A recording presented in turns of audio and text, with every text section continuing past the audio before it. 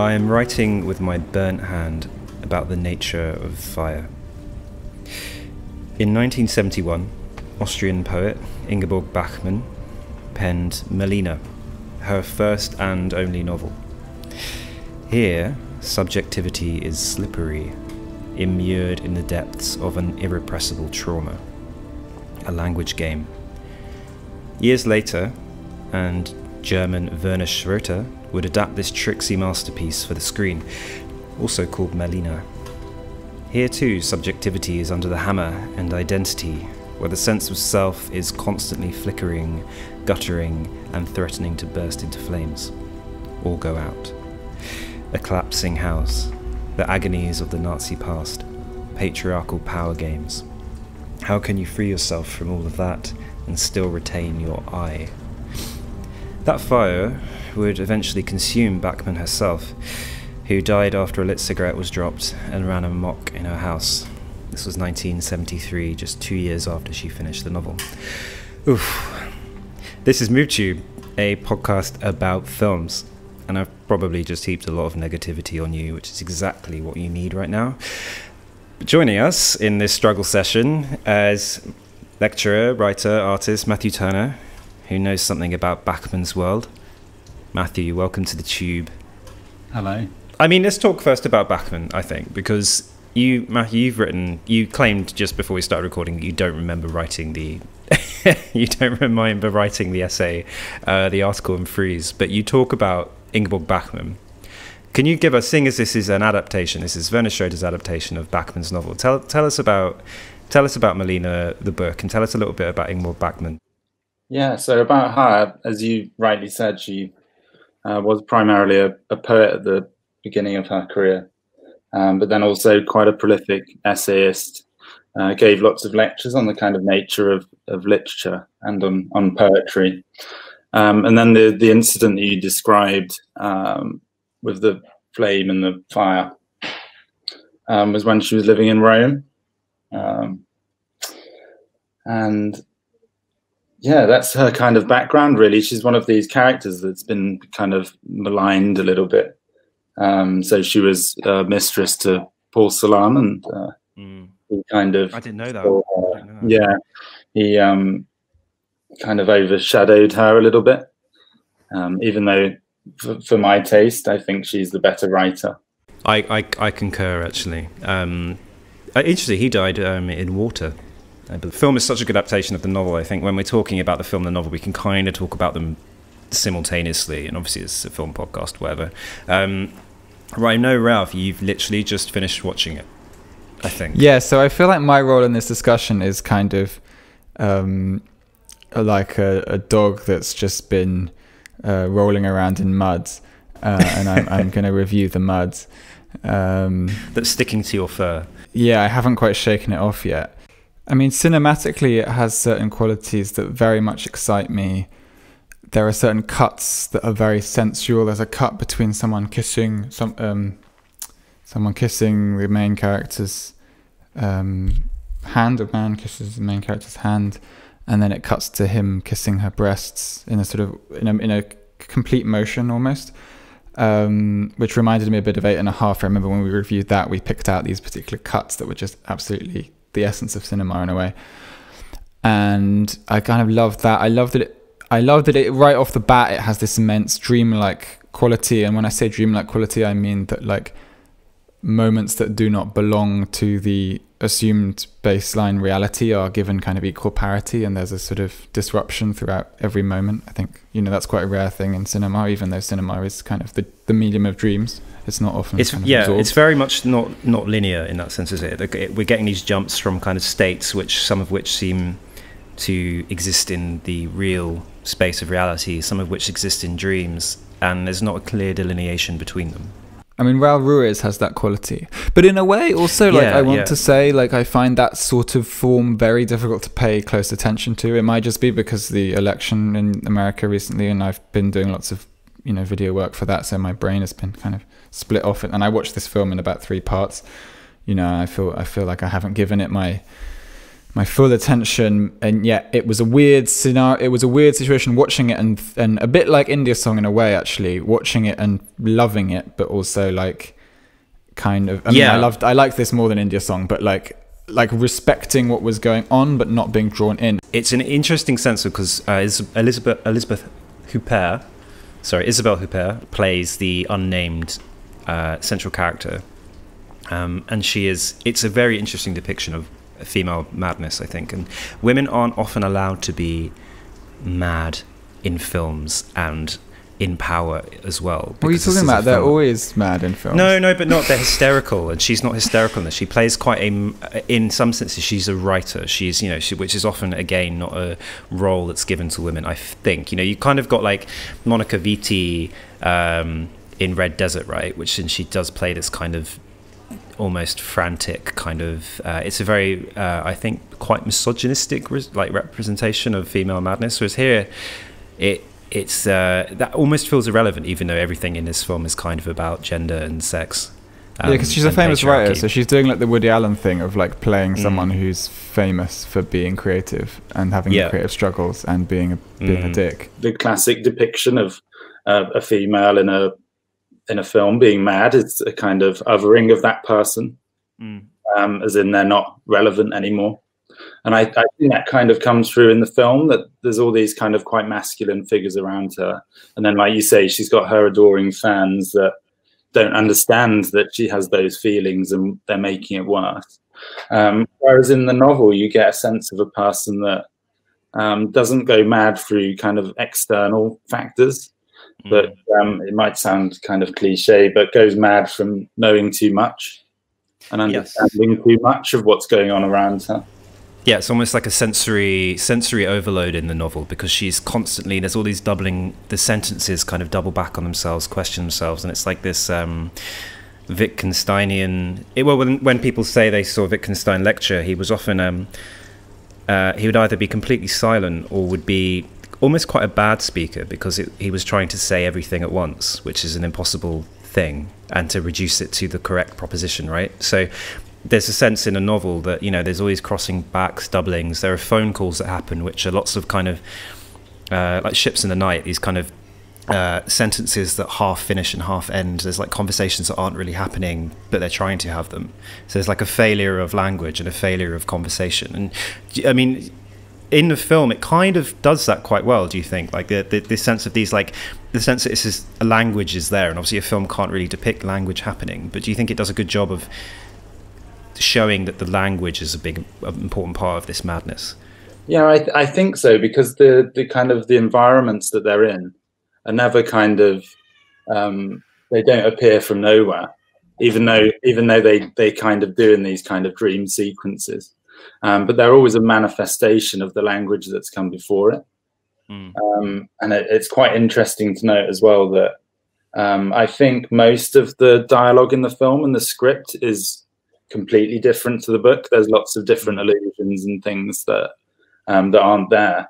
But one of the key lines that is from the novel is when she's staying at the hunting ranch. I think it's kind of halfway through. Yep. And she talks about how language has started to she sees broken sentences in lamplight, and then she sees the sentences hanging from a washing line, and there's words. And that's one of the key kind of breakage moments in the novel. And I think it also is in the film as well. She kind of she tries to escape, and obviously it doesn't work, because she returns back to her old life, kind of Does she even last the night? I don't know. I think she goes back. I think she tries to, and she sits up at night. She attempts to have this dinner, and it's a very threatening, again, masculine environment, because it's this it's deeply kind of Bavarian energy hunting lodge with just the walls are covered in the heads of hunted animals, and it's this extremely threatening space. And she's obviously come to this lake for a respite from her work, and it kind of that tears her asunder, and she flees back, because obviously the center of the film is it's a relationship in a way. It's a kind, I mean, it would be very reductive to call it a love story. It kind of is and isn't simultaneously. A love triangle between three characters, between the unnamed woman, between Huppert and between a character called Ivan and a character called Malina, which is surprisingly, before I knew anything about this film, I assumed Malina was a woman's name and that name referred to Huppert's character. And obviously I think that's an intentional slippage, right? That she is kind of being simultaneously identified with the masculine. There's like these slippages of masculine and feminine. I'm saying it's not necessarily an erotic film. It's not it's not even necessarily a romantic relationship. It seems to all be pared down to just communication. Ivan and the ability for characters to meet each other's needs. So Ivan is quite distant in the film. It's a very sudden love affair, but she's kind of overbearing. He's distant. She is sometimes distant, and then he's kind of fragmented. He has a life of his own. Depicted. Sorry to interrupt. Was just go on. Was like insane, and it really reminded me of like a certain side. I mean, I don't want to go all sort of locker room here, but like a certain side of like heterosexuality that men see from of women that isn't really depicted very much. Like women are often in fiction displayed as like kind of sort of really sub and really like really passive, like all the neediness is kind of like conflated with just like a lack of power, whereas I feel like the character played here is like both needy and powerful. So there's a bit where they're in the car and she sort of leans towards him in a slightly seductive way and like places her body on him, and then she suddenly kind of explodes and shakes him about and says like, why won't you like agree that we phone every day? Yeah, it's such a banal thing, isn't it? You know, and then he's just like, look, dude, just chill out. You know, yeah. Like, but it's right. She has these moments. I will speak to you on the phone. But yeah, like, she draws that is so close to him. fucking like that. I've seen that happen so many times. It's like a dynamic, and it's something about madness. It's something about like, I guess gender roles. Like like before I say stuff that sounds mad, like I think everyone is mad. Like I think men are mad, but men's madness is like more kind of, it's more subdued and more conventional, and therefore more like less visible and more cruel, whereas like women are able to access this kind of real this hysteria, explosivity, right? Hysterical men, hysterical, really are hysterical. Go on, Matthew, sorry. I think that kind of hysterical nature and this kind of pervasive gaze is captured cinematically as well. So at the beginning of what you said there, you mentioned Ivan, and I think this film is all about polar opposites. It's very kind of programmed in a way. There's like binary oppositions between people. So you've got Ivan, who is very distant. And then on the other hand, you've got this kind of strange character, Malina, who on the one hand is very different and is very distant. But then on the other, like really pervasive as well. And it seems to be everywhere all at once. He just appeared around the corner. He's always panopticon, isn't he? Because there's a really good characteristic scene from this film, which is Huppert lighting a cigarette from a stove, and she's coming very close to the flames. It's quite unsettling to watch because it seems at any moment her hair will burst into fire, and she's almost got this drunken. There's a certain gait to her bodily performance in this film, which is this very drunken, tipsy movement through the rooms, and then suddenly Malina bursts through into the room and into the scene and kind of grabs her violently by the hair and pulls her away from the stove and then throws her away, and then she wanders away, then sits down normally, casually, and lights a cigarette. And it's this explosion of intense physicality that then subdues again, and it's a really interesting representation of like you said, he's everywhere. He's able to save her, but then she kind of doesn't even acknowledge the act of saving. It's not talked about, and that's what we're talking about with these power dynamics, because obviously Malina can provide something she wants, which is this almost patriarchal, this rock almost, and she kind of is drawn towards it and also revolted by it. And he increasingly plays the role. What Ivan kind of fades in this film. He disappears. So he obviously rejects her because she's too much, I suppose, is the implication. And then Malina kind of comes into the foreground in the latter half of the film, but not necessarily. Sometimes he's directly involved, but often he's just watching her. Yeah, and I think that theme of watching is also really important. There's always some kind of observation over the unnamed woman. So even when she goes to the house to retreat, as soon as she gets there, there's a letter. It's almost even like that. And I think that's the important part about those letters, is not what they say, but like as a physical artifact. So when you see her at the desk at the beginning, they're all piling up. They're always falling over. And it kind of taps into this theme of falling that goes through it, which is actually quite rhythmical. You know, it happens at the beginning after a lecture. She falls, and then she falls again, and then she keeps falling. Yeah, quite an interesting sequence of movements. Yeah. So you have the falling, you have the idea of the crowd, you have the idea of like the movement of bodies. I think was really really overt throughout the film. But then also the camera work captured that. Particularly at the beginning, you had these kind of quite meditative sequences of slow panning shots, and then that merged into the scene where she's sitting at the desk. Yeah, it seemed like the camera was going around the desk in a circle, and wherever Malina wasn't, the camera was. It was like continuing his movements, almost like a kind of clockwork instrument. Yeah. And whenever it went back to the desk, that seemed to be a motif of it, that it would be this kind of you said, like the panopticon type observations. I think it's interesting you said falling as a theme, because the film does begin with a fall. It begins with a very stylized dream sequence of a young girl being thrown from a rooftop by a figure who we kind of later realize is kind of her father.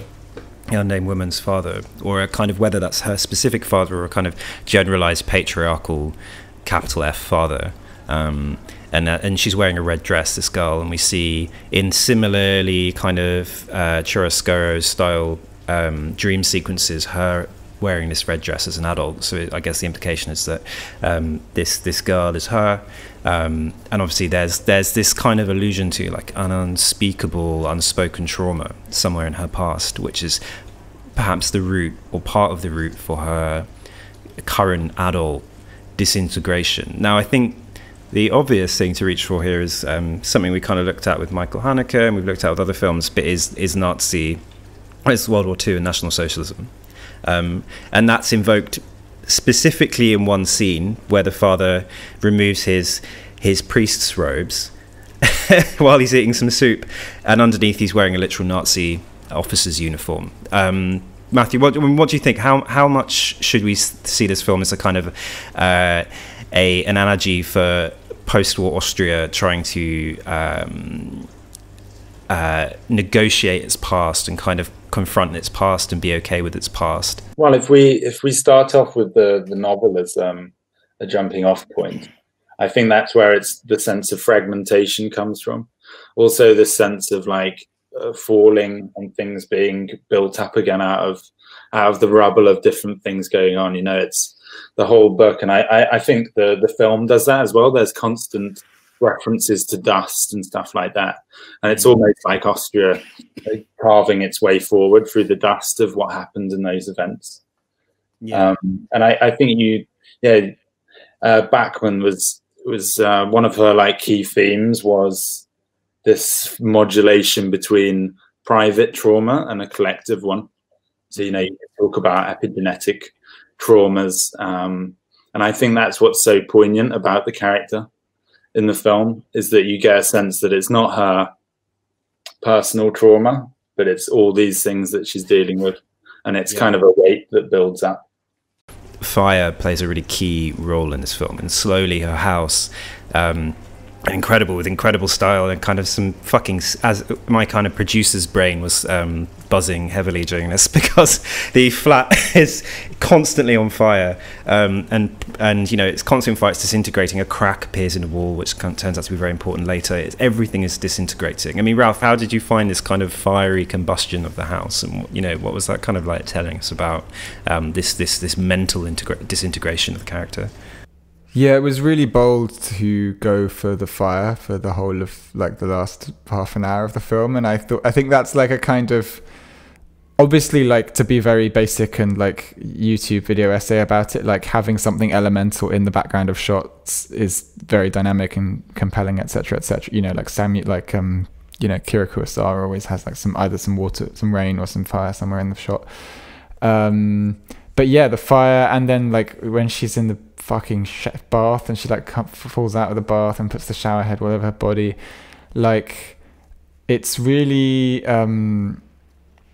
that's the relentlessness of it. It's a bit like, I'm trying to think about films that have that sort of falling apart nature, because it's really lucid. It's like a lucid dream. It's like, but it's also it's something about the rhythm. It's like watching this film is like percussion or something. It's like Pina Bausch, but like directed by Raul Ruiz. It has this slipping in and out of reality, but it also has the relentless like hammering of like man and woman like not being able to like understand each other. Because his métier was opera. But Schroeder did. Schroeder, yeah. That's entirely unsurprising. Highly unsurprising. A lot of the films he's shot are straight kind of filmic adaptation or representations of opera. A good 3/4 of his output is that. This is one of his more normal, as it were, films. So it borrows heavily from the staging of opera. There is literally a character at one point, an opera singer walking around this kind of strange party where everyone is kind of still almost, or kind of expressionless. So there's lots of this like bubbling forth of extreme drama and extreme kind of pathos. And it does that very well. And that's what I mean. It's the fire, this disintegration. It does, yeah. It's a really elemental way of representing, like, I suppose in part, yeah, her decay.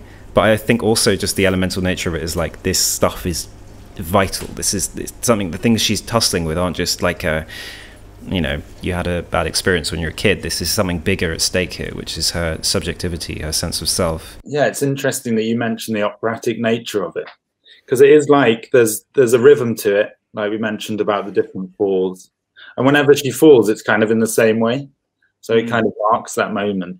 And I think there's a set of falls, but then there's also a set of transformations of the same thing.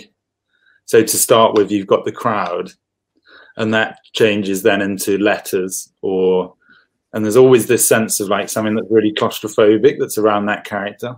Yeah, and I think the fire is kind of a transformation of what the crowd is at the beginning.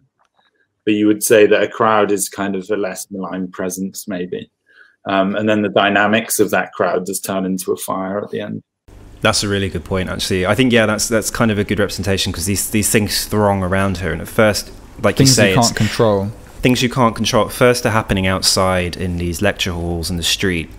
Yeah, then we transfer into the apartment, and the world shrinks. Her world kind of reduces, and I think the very key scene is very close towards the end, and during this breakdown, or this breaking out, is a scene where she rests her face against a mirror, and then the camera pans in such a way that it reveals two selves, and as she walks away, that self is fractured into multiple reflections.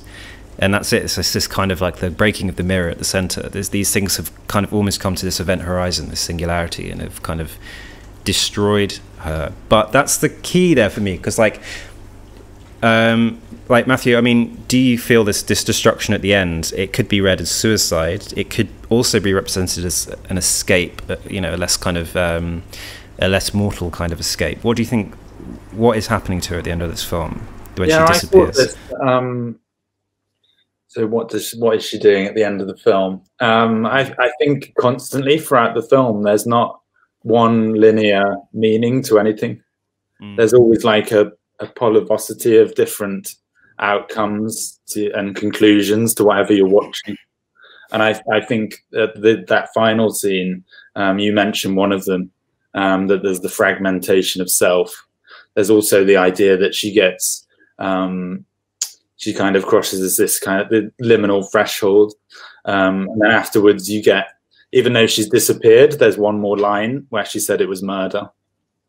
And you're not sure whether that is that collective murder? Is that from Malina?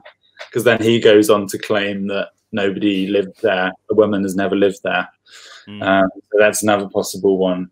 Another potential that there's something quite ghost-like about that character.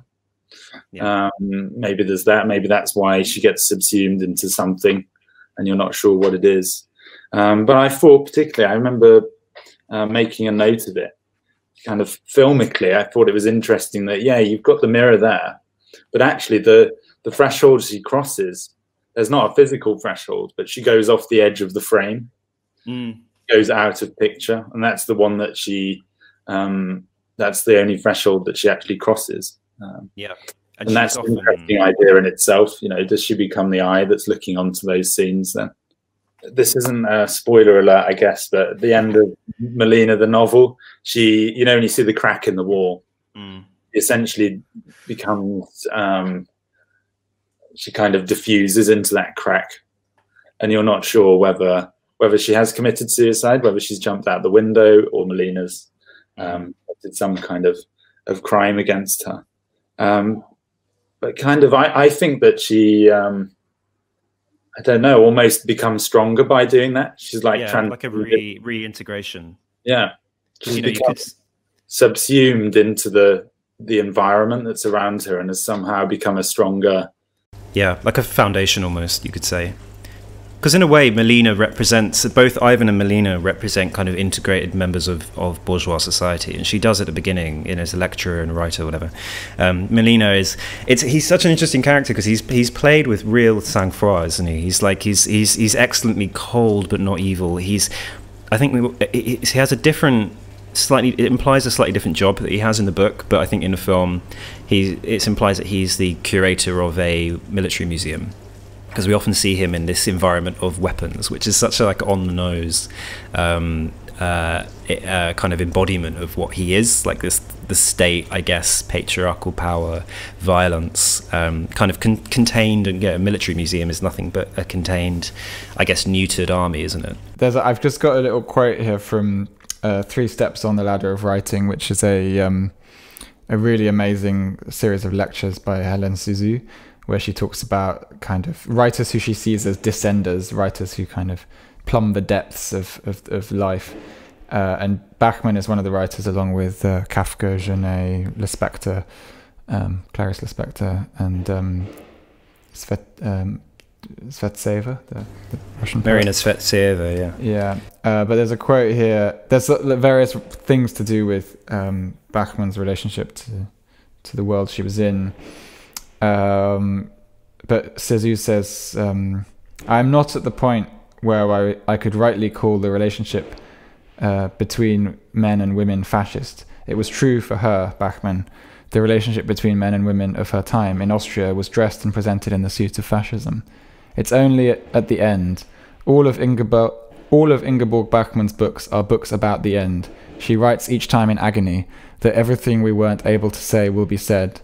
Not only is there a war between people, but this war is produced by sexual difference. That's really interesting. Yeah, and I guess I just got this fireworks outside, sorry. Also, I'm in a very echoey room because I've like put all my stuff under my bed to paint my floors, which is still wet. Is there a crack in the wall? Yeah, this is the end for me, basically. I am Malina. But I guess I wanted to shout out to Elfriede Jelinek, who is an author who I have read and I'm quite fond of when I'm in the mood. And there's a relentlessness to Jelinek. And I wondered, for both of you who are familiar with the book, is Jelinek's spirit a kind of, in terms of translating this to the screen, is she making it Jelinek-y? Or is it already quite Jelinek-y, and Jelinek was just like the ideal fit? I think so. I really enjoy The Piano Teacher, the novel version of it, not the one that's more famous now, I think. But there are parallels between those two novels. You have these kind of all-seeing presences. You have a sense of claustrophobia. There's one of my favorite bits in the novel version of The Piano Teacher is where she talks about the presence of her mother, which is kind of like a psycho situation where the mother's kind of domineering over the daughter.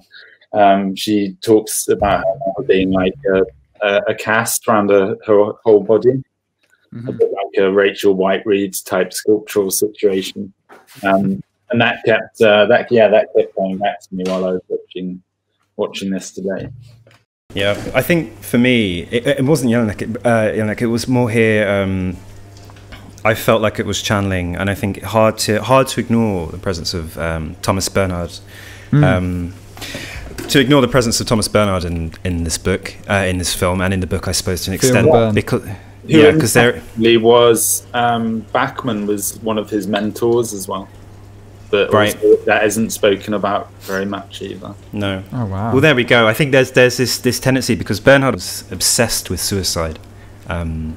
He was obsessed with the idea of the end and of ending things. He was obsessed with the kind of the plummeting kind of circulatory descent of language into itself, and the kind of language consuming itself. And I think there's a really interesting set of kind of parallels between in this like post-war Austrian mentality, which was managed to kind of like cross the streams of I guess like French existentialism and this kind of more, as it were, hardy Germanic, and like this kind of more Germanic kind of despair, almost. It feels like there's an interesting kind of coolness and hotness to it, which I found really interesting. And Bernhard, obviously, like if you take correction, you know, for example, in that novel, the character leads himself almost by necessity to his own suicide after completing his work. He